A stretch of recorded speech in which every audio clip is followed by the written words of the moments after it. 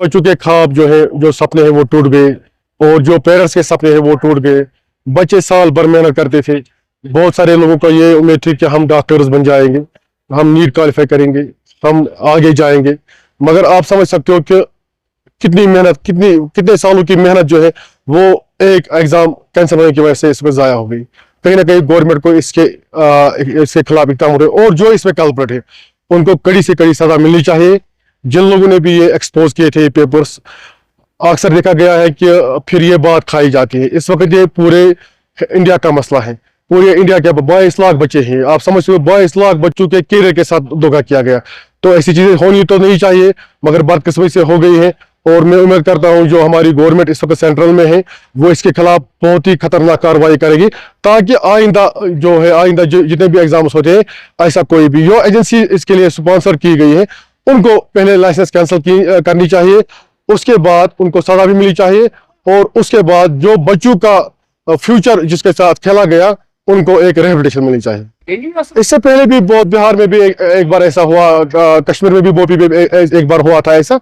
कहीं ना कहीं हमें इन चीजों पे सोचना चाहिए। एडमिनिस्ट्रेशन को टाइट होना चाहिए, जो गवर्नमेंट है उनको टाइट होना चाहिए, तब ये पॉसिबल हो। और एजेंसी जो इसके लिए मुकर्रर की गई है उनसे हिसाब किताब लेना चाहिए। उनको पेनल्टी इस वक्त देनी चाहिए बच्चों को, क्योंकि बच्चों ने फीस भी भरा है इसमें, बच्चों ने अपने साल मेहनत की है, बच्चों ने अपनी जिंदगी, अपनी आंखों की रोशनी तक खत्म की इस एग्जाम को क्वालिफाई करने के लिए। उनका जो नुकसान है वो कौन देगा? कहीं ना कहीं एजेंसी इसके लिए जिम्मेदार है। पूरे जम्मू कश्मीर के साथ साथ पूरे हिंदुस्तान में 22 लाख बच्चों ने नीट के लिए तैयारी की, और वालिदैन ने अपनी प्राप्तियां बेच के 3-3, 4-4 साल बच्चों को प्रिपरेशन करवाया, नीट के लिए तैयार करवाया, और लास्ट में जब एग्जाम की तैयारी हुई तो गवर्नमेंट की तरफ से पर्चा लीक हो गया। पर्चा लीक होने की वजह से जिन बच्चों ने तैयारियां की थी, जिन वालिदैन ने अपने खून पसीने की कमाई करके अपने बच्चों को तैयार किया गया था, उनके साथ इतना बड़ा मजाक हुआ, उनका बहुत ज्यादा नुकसान हुआ है। अब उस नुकसान की भरपाई कौन करेगा?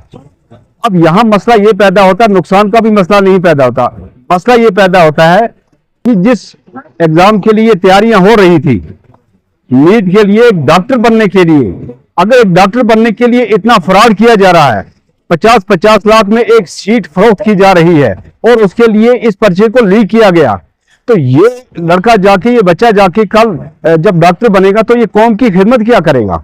ये डॉक्टर बनने के बाद कौम के साथ क्या व्यवहार होगा इसका? कौम का एक सेहतमंद माशरे को तैयार करने के लिए इसका क्या रोल होगा? जो ऑलरेडी 50 लाख या 1 करोड़ रुपया देकर एक डॉक्टरी की सीट हासिल करता है, और उसकी मदद करने के लिए इंतजामिया के अंदर भी लोग बैठे हैं, इंतजामिया के बाहर भी लोग बैठे हैं, और फिर इतना बड़ा स्कैम हुआ पूरे मुल्क में। ये एक कौम को बर्बाद करने के लिए जो कोशिश की जा रही है, पूरे मुल्क की सेहत को खत्म करने के लिए इस तरह के वाकयात जो वो किए जा रहे हैं। इसलिए पब्लिक की ये गुजारिश है कि इस तरह के इम्तिहानात के साथ किसी भी तरीके से खिलवाड़ न किया जाए। जिन बच्चों का हक है उन बच्चों को उसका हक मिलना चाहिए था।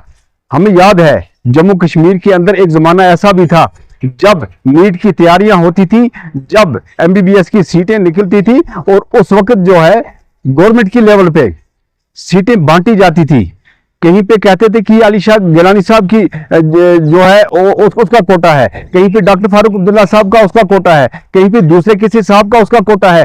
5 एक को दिया जाता था, 5 सीटें दूसरे को दी जाती थी, और जो बच्चा मेहनत करके दिन रात अपनी कुर्बानियां देता था, उस कुर्बानी के बाद उसको उसका फायदा नहीं मिलता था। एक आम गरीब बच्चे को वहां मौका नहीं मिलता था उस मुकाम पे जाने के लिए। लेकिन कुछ टाइम से ये सिस्टम ठीक होने लगा था।